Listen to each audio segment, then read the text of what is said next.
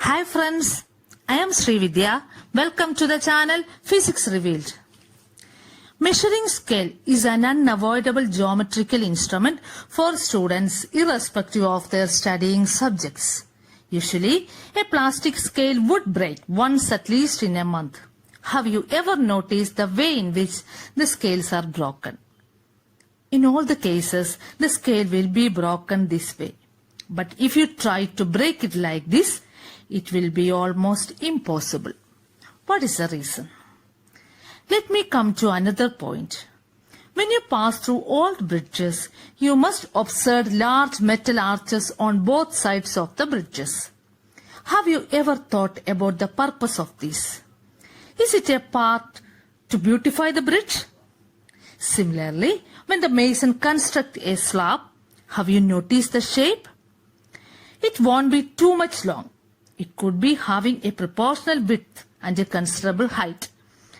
Is there any common ratio between its dimensions? What would be the reason for this event? It's time for Physics Revealed to work it out. When we study the various branches of physics, there is one branch named Mechanical Properties of Solids. It deals with various properties exhibited by solids.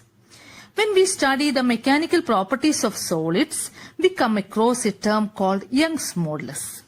This Young's modulus can be simply realized as the strength of a material.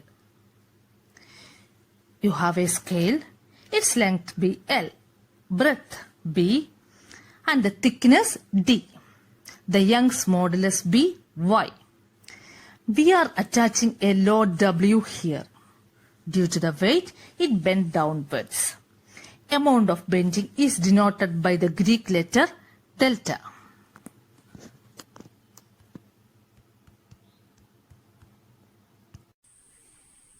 We have an equation connecting all these terms as delta is equal to WL cube divided by 4B D cube Y. Let us analyze the equation. As Young's modulus increases, the strength or stiffness of material increases.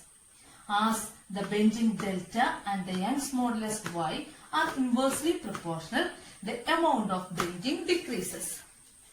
On further notice, we find that the amount of bending is directly proportional to the third power of length and inversely proportional to the third power of thickness and inversely proportional to the first power of breadth.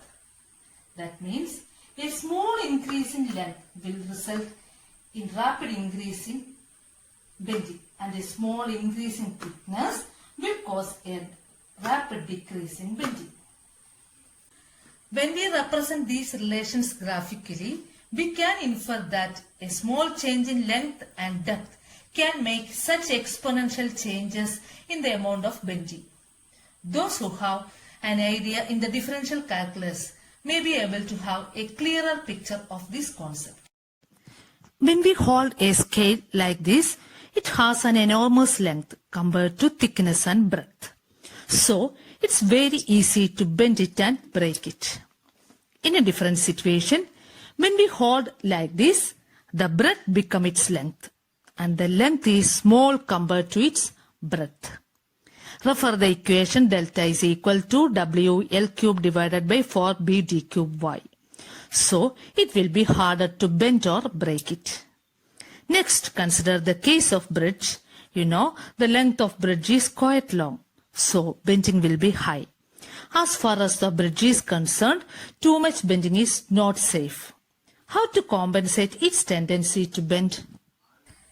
Again, refer the equation. Delta is equal to WL cube divided by 4B D cube Y. Bending can be reduced by increasing its strength, breadth and depth. To make it stronger, we use steel rods to concrete the bridge because it possesses high Young's modulus. Again, to reduce bending, we have to increase breadth and depth. More clearly, increasing the depth is much better than increasing the depth because bending is inversely proportional to the third power of depth and to the first power of breadth. When we construct an arch on both sides of the bridge, the effective depth of the bridge increases. Thus, amount of bending will be reduced. The same principle is applied by the ordinary mason when they build slab.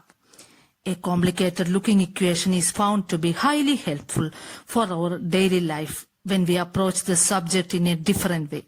Hope you have understood the video. Thank you.